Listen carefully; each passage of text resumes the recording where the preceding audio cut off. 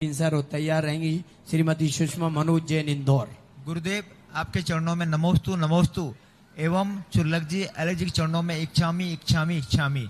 गुरुदेव मेरी जिज्ञासा है, जीवन छोटा है लेकिन अमूल है, इसका सदुपयोग कैसे करें? साथ में एक जिज्ञासा और है, छोटी सी जिज्ञासा, भक्तम्बर स्रोत एवं स्वयंभू स्रोत क्यों डेली पढ़ना चाहिए? इससे हमको क्या लाभ है? कृपया मार्गदर्शन करें। नमोस्तु नमोस्तु। पहला प्रश्न क्या कर रहे हैं? जीवन छोटा है लेकिन अमूल है। जीवन छोटा है और अमूल्य यदि मान लिया जाए तो व्यक्ति अपने जीवन में राग देश में नहीं गमाएगा। अमूल्य कह रहा है लेकिन अमूल्य मान नहीं रहा है।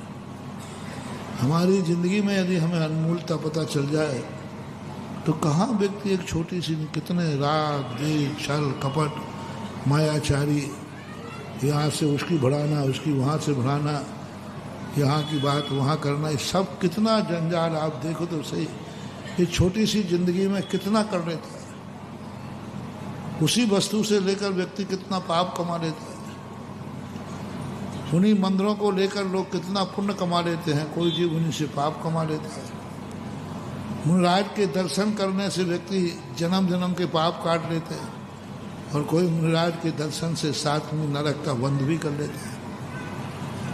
तो यही तो जिंदगी में समझना है कि हम कहाँ उलझ रहे हैं, हम कितनी उठाधारी कर रहे हैं, कितने कोई सामान की उठाधारी कर रहा है, कोई बातों की।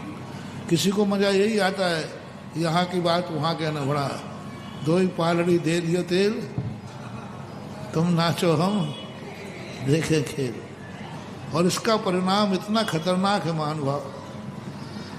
बड़े बड़े पापियों को हमने, हिंसा करने वालों को, झूठ वालों को, चोरी करने वालों, कुशील करने वालों को, परिग्रह वालों को भी संभलते देखा है। लेकिन जो यहाँ की वहाँ बढ़ाते हैं, तो यहाँ की वहाँ व्हाट्सएप चलाते हैं, तो यहाँ के समाचार वहाँ भेजते हैं, उनकी कभी भी किसी भी रूप में सदगति नहीं हुई। जैसे नारद का आता है, कुछ भी नहीं, नारद अपनी जिंदगी में एक पाप भी नहीं करता, अखंड ब्रह्मचर्य रहता है। नारद जो है अखंड ब्रह्मचर्य व्रत धारण करते हैं। इतना भी त्यागी हो रहता है, रानियों के अंतःपुर में बिना रोक टोक के विचरण करता है। रानियों के अंतःपुर में घर का सदस्य भी नहीं जा सके, लेकिन नारद बिना रोक टोक के किसी भी रानी के अंतःपुर में चला जाता है। किसी को कोई ऐतराज नहीं, क्योंकि उसके मन में कभी विकार भाव आता ही नहीं। इतना अखंड ब्रह्मचर्य होता। परिग्रह नाम की चीज नहीं होती, कोई धन नहीं, कोई दौलत नहीं, कोई परिग्रह नहीं, कुछ नहीं करता, हिंसा कभी करता नहीं, किसी के प्राण लेता नहीं, युद्ध कभी लड़ता नहीं, चींटी को भी मारता नहीं, मात्र एक चुगलखोरी करता है। इसकी बात उड़ा बढ़ा दी, उसकी बात उड़ा दी, उतने मात्र से उसे अधोगति प्राप्त होती है। मात्र कोई कारण नहीं। पूरे नारद का मैंने चरित्र पढ़ा, उसने कहीं 5 पापों में कोई पाप करते हुए नहीं पाया गया। मात्र जो बढ़ाने का काम है, इसका अर्थ ये है, परिफल रहना चाहिए। उस समय अपन को निधत्त निकाचित कर्म ऐसे बन जाते हैं, फिर वे काटे नहीं करते, फिर हम मूल। तो सबसे बड़ी चीज़ है, हमें अपनी ज़िंदगी का मूल्यांकन करते समय यही ढूंढना है, हमने अपनी कसायों को कितना जीता है, हमने अपने परिणामों को कितना संभाला है। तो ये भाव हमारे मन में आ जाए, बहुत बड़ी बात है। और सदुपयोग करने के लिए तो हम ये सारे उपक्रम आप लोगों को बताते हैं। सठ कर्म करना, ये भक्तांबर चालू किया है, काय के लिए किया? इसीलिए किया कि बैठे ठाड़े ठलुआ ना बैठो, और फ्री टाइम में आकर यहाँ भक्तांबर पाठ पढ़ो।